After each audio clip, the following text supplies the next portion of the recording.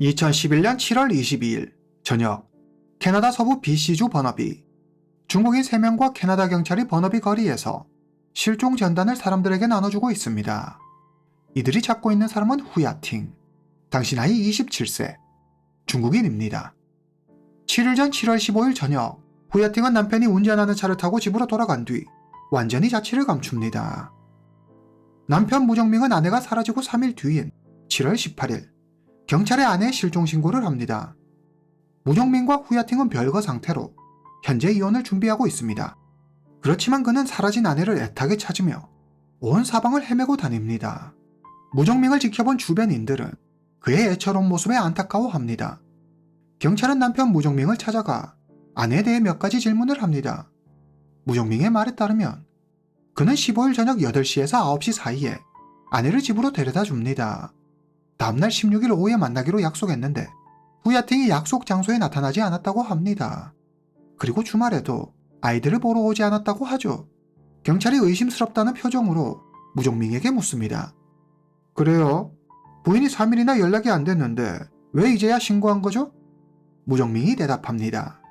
우리는 이혼할 사이예요. 진짜 중요한 일이 아니면 서로 연락하지 않죠. 월요일에 아들 학교에 학부모 참관 수업이 있었는데 아내가 오지 않았어요.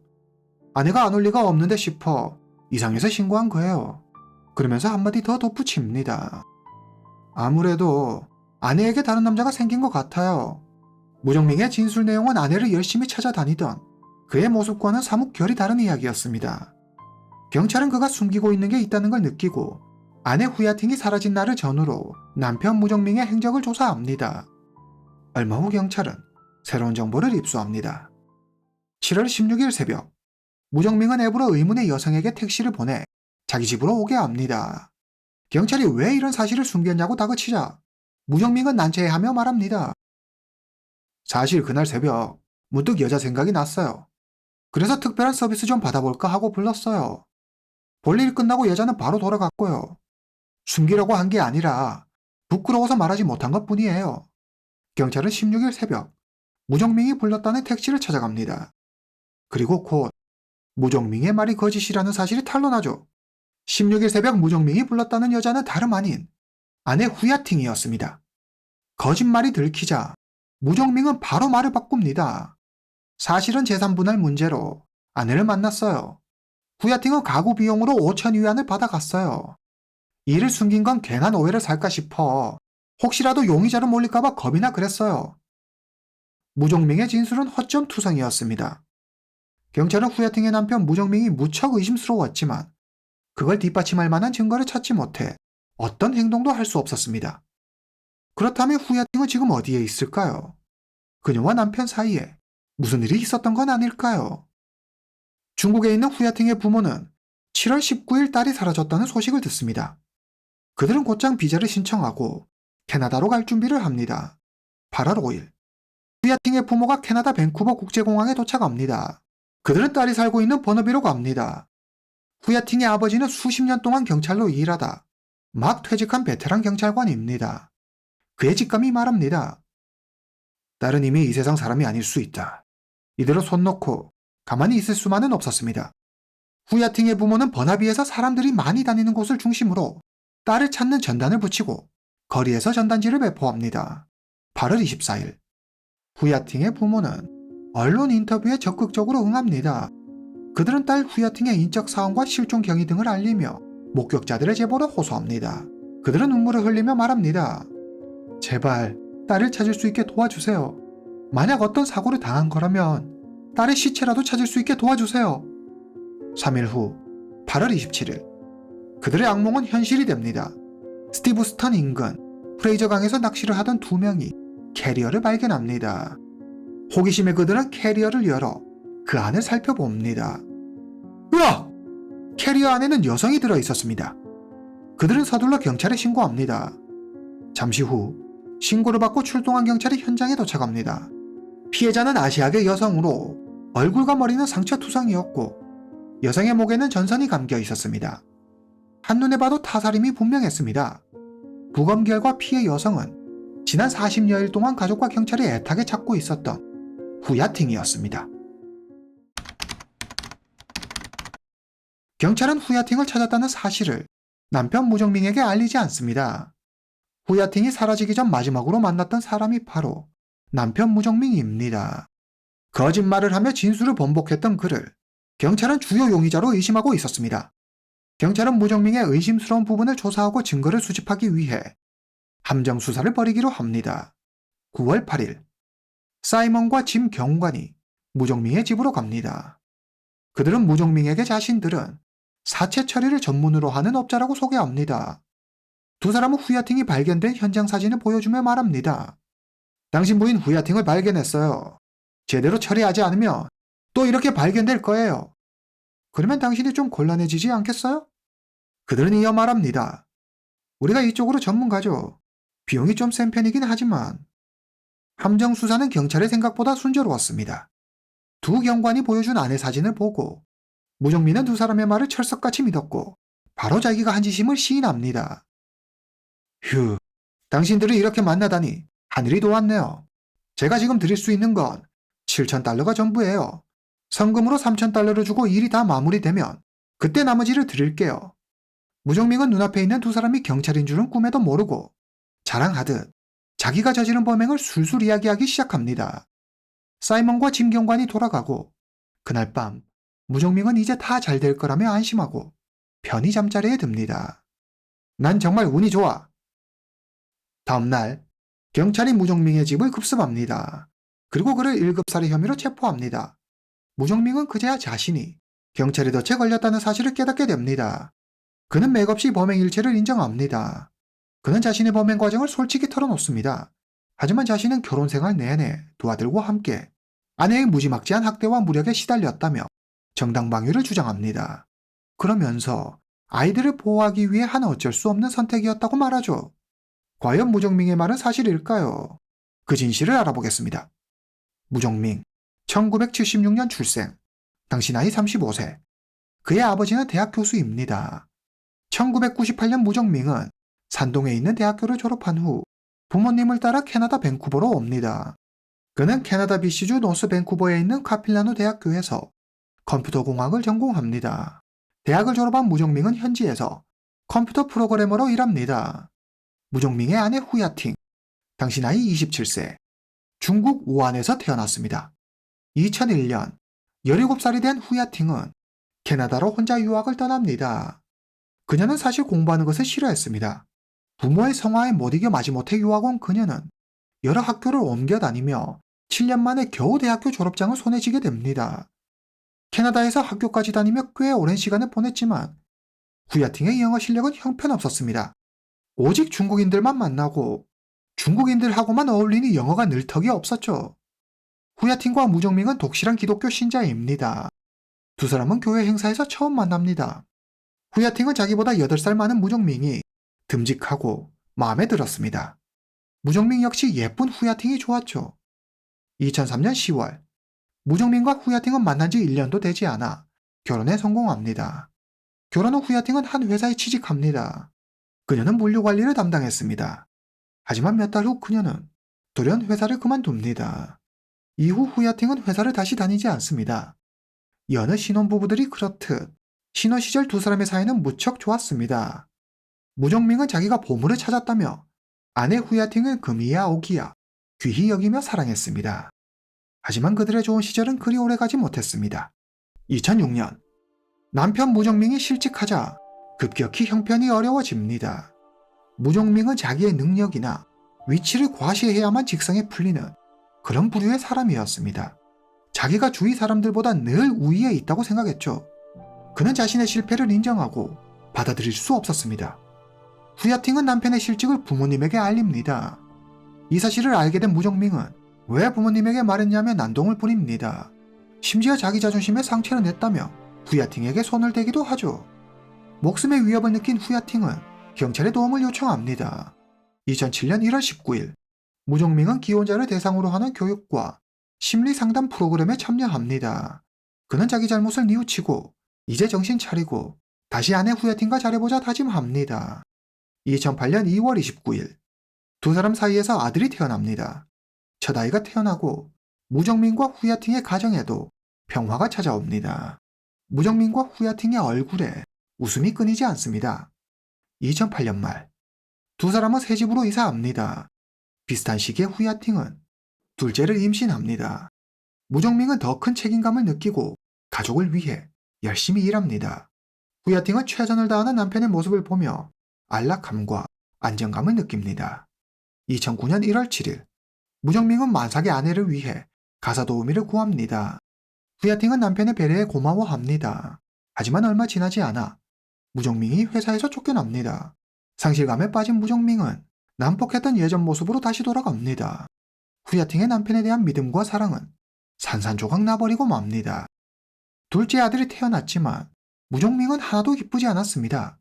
오히려 앞날이 걱정돼 갓 태어난 둘째 아들이 짐처럼 여겨졌습니다. 무정민과 후야팅의 갈등은 날이 갈수록 심각해졌고 다툼은 더 잦아졌습니다. 후야팅은 부모님에게 전화해 속상한 마음을 털어놓습니다. 후야팅의 부모는 그 길로 딸이 살고 있는 캐나다로 옵니다. 그들은 약 한 달간 캐나다에서 머무르면서 딸 후야팅 옆을 지킵니다. 무정민은 후야팅의 부모가 있건 말건 개의치 않고 후야팅을 핍박했습니다. 사위의 만행을 도저히 참을 수 없었던 후야팅의 부모는 사위 무정민과 크게 말다툼을 합니다. 한 달의 시간이 지나고 후야팅의 부모가 중국으로 돌아가야 할 시간이 왔습니다. 그들은 사위의 행동이 못마땅했지만 딸을 생각해 참습니다. 중국으로 돌아간 그들은 딸 내외에게 돈과 생필품을 보냅니다. 2010년 3월, 무정민은 재취업에 성공합니다. 후야팅은 두 아들을 돌보는 동시에 집안일까지 하느라 정신이 없었습니다. 아침 일찍 일어나 저녁 늦게까지 쉴 틈도 없이 묵묵히 주어진 일에 최선을 다합니다. 하지만 남편 무정민과의 관계는 살얼음판을 걷듯 위태로웠습니다. 무정민은 후야팅이 아이들을 제대로 보살피지 못한다고 구박합니다. 무정민은 아내의 교육 방식이 마음에 들지 않았습니다. 두 사람은 자주 부딪혔고 무정민은 그럴 때면 아내에게 손을 댔습니다. 2010년 10월, 한 이웃이 후야팅의 얼굴에 멍이 든 걸 발견합니다. 얼굴이 왜 그래요? 설마 남편한테 맞았어요? 빨리 경찰에 신고해요. 하지만 후야팅은 경찰에 신고하지 않습니다. 그녀는 남편과 좋았던 시절을 떠올리며 남편을 예전처럼 돌려놓기로 결심합니다. 후야팅은 남편이 원하는 대로 아이들을 교육합니다. 그리고 남편을 더 이해하려 하고 남편에게 다가가기 위해 먼저 손을 내미는 노력을 합니다. 무정민이 아내의 이런 행동에 마음이 풀어진 걸까요? 퇴근하고 집에 돌아오면 먼저 설거지를 하고 집안일을 돕기도 하는 등 뭔가 달라진 모습을 보입니다. 2011년 5월 12일, 무정민은 큰아들과 함께 TV를 봅니다. 후야팅은 큰아들이 공부해야 한다며 TV를 꺼버립니다. 무정민은 아내가 자기를 무시한다고 생각해 화가 났습니다. 그는 바로 아내에게 주먹을 날립니다. 후야팅은 방으로 도망가 방문을 잠그고 경찰에 신고합니다. 후야팅과 두 아들은 보호시설에 들어갑니다. 이후 그녀는 이혼 전문 변호사를 통해 이혼을 통보합니다. 두 사람은 두 아들의 양육권을 두고 법적 분쟁을 벌이지만 무정민은 자신이 불리하다는 걸 잘 알고 있었습니다. 무정민은 자기에게 대항한 것도 모자라 두 아들까지 뺏으려는 후야팅을 용서할 수 없었습니다. 감히 나한테 도전해? 그렇게 나온다면 너를 없애주겠어. 2011년 7월 16일 새벽 3시경, 무정민은 이혼과 양육권에 대해 상의할 일이 있다며 후야팅을 집으로 부릅니다. 그는 아내에게 택시를 보냅니다. 두 아들의 양육권을 포기하라는 무정민의 요구에 후야팅은 콧방귀를 뀌며 단칼에 거절합니다. 두 사람은 서로 화만 내고 다툴 뿐 대화다운 대화는 이어가지 못합니다. 새벽 5시, 후야팅이 샤워하러 욕실에 들어갑니다. 이 틈을 타 무정민은 차고로 가서 금속 막대기를 가져옵니다. 샤워를 마치고 후야팅이 욕실에서 나오자 그는 보여줄 게 있다며 후야팅을 세탁실로 데리고 갑니다. 후야팅이 세탁실에 들어서는 순간 무정민은 아내 후야팅을 향해 금속 막대기를 휘두릅니다. 머리에 큰 충격을 받은 후야팅은 정신을 잃고 그 자리에 쓰러집니다. 무정민은 확실하게 끝내기 위해 전선으로 그녀의 목을 조릅니다. 후야팅이 숨지자 무정민은 그녀를 캐리어에 넣고 차 트렁크에 넣습니다. 그리고 증거를 없애기 위해 아침 10시까지 집안 곳곳을 깨끗이 청소합니다. 그는 알리바이를 만들기 위해 머리를 굴립니다. 먼저 자기 집에서 살인사건이 일어났다는 걸 감추기 위해 이웃에 사는 장씨 부부를 부릅니다. 그는 장씨 부부에게 두 아들을 돌봐달라고 부탁합니다. 이렇게 하면 무종민이 자신의 결백을 주장할 때 장씨 부부가 자기 증인이 되어줄 거로 생각합니다. 얼마 후 무종민은 아내 후야팅의 이름으로 자기에게 이메일을 보냅니다. 난 이제 그만 살고 싶어. 너무 지쳤어. 지금까지 너무 미안했어. 아이들을 부탁해. 무종민은 아내 스스로 죽음을 선택한 것처럼 위장합니다. 그날 오후 무종민은 두 아들을 데리고 수족관으로 놀러 갑니다.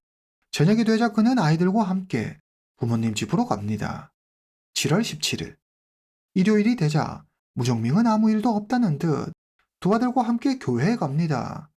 그는 일부러 후야팅에 살고 있는 집을 찾아가 그녀를 찾는 척 연기합니다. 그리고 다시 부모님 집으로 돌아옵니다. 이때까지 무종민은 후야팅을 차 트렁크에 넣어둔 채 움직이고 있었습니다. 그는 청소업체를 고용해 다시 한번 집안을 깨끗이 청소합니다. 7월 18일 새벽 3시 무종민은 인적이 드문 프레이저강 주변으로 갑니다. 그리고 후야팅이 들어있는 캐리어에 돌 2개를 매달아 프레이저강에 던집니다. 범행 도구인 금속 막대기는 주변 늪지대에 버립니다. 그리고 부모님 집으로 돌아가 후야팅의 휴대전화, 결혼 반지, 지갑을 마당에 묻습니다. 완벽하게 증거를 인멸했다고 생각한 무종민은 아내가 연락이 되지 않는다며 경찰에 신고합니다. 이후 밝혀진 바에 의하면 범행 전 그는 아내 명의로 약 1억 원 상당의 생명보험에 가입했습니다. 물론 수익자는 무종민 자신이었습니다. 경찰에게 체포된 무종민은 자신의 범행을 모두 인정했지만 아내 후야팅과 그녀의 가족에게 사죄하지 않고 피해자의 잘못을 지적하며 자신의 행동을 정당화하는 모습을 보입니다. 그는 후야팅이 좋은 엄마가 아니었기 때문에 죽였다고 말합니다. 두 아들이 엄마 후야팅과 살게 되면 그릇된 길로 갈 게 뻔했기 때문에 어쩔 수 없이 죽여야만 했다고 하죠. 후야팅은 매달 6,000달러나 되는 양육비를 원했어요. 또 아이가 18살이 넘어 성인이 되면 만날 수 있다고 했죠. 그녀는 아이들을 빌미로 끊임없이 저에게 많은 것을 요구했어요. 전 도저히 참을 수 없었어요. 그러나 이런 말은 모두 무종민 한 사람의 주장입니다. 두 사람이 다니던 교회 림 목사는 경찰에 말합니다. 후야팅은 매달 약 230만 원 상당의 양육비를 요구했어요. 두 아이를 키우기 위한 최소한의 돈이죠. 또 아이들이 18살이 되면 만날 수 있게 해주겠다는 후야팅의 말을 믿었다는 무종민의 말은 억지에 불과해요. 후야팅이 판사도 아닌데 어떻게 그걸 자기 마음대로 정할 수 있겠어요. 검찰은 무종민을 1급 살해 혐의로 기소합니다. 법정에서 무종민의 변호사는 아들 양육권 문제로 불만을 가지고 있던 무종민이 순간의 감정을 주체하지 못하고 우발적으로 범행을 저지른 것이라며 감형을 요청합니다. 이에 검찰은 아내 명의로 생명보험에 가입한 점, 범행 도구를 미리 준비한 점, 후야팅을 강가에 유기한 점 등을 들어 사전에 치밀하게 범죄를 계획한 것으로 판단된다고 주장합니다. 2012년 10월 9일 법원은 무종민에게 14년이 지난 후 가석방 신청이 가능한 종신형을 선고합니다. 후야팅의 부모는 만족할 만한 결과는 아니었지만 남겨진 두 손자를 생각해 항소는 하지 않습니다. 무종민은 두 아들을 위해 범행을 저질렀다고 했습니다. 그러나 엄마는 세상을 떠나고 아빠는 평생을 교도소에서 살게 된 이 일이 과연 아이들을 위한 걸까요? 오늘 이야기는 여기까지입니다. 다음 시간에 뵙겠습니다.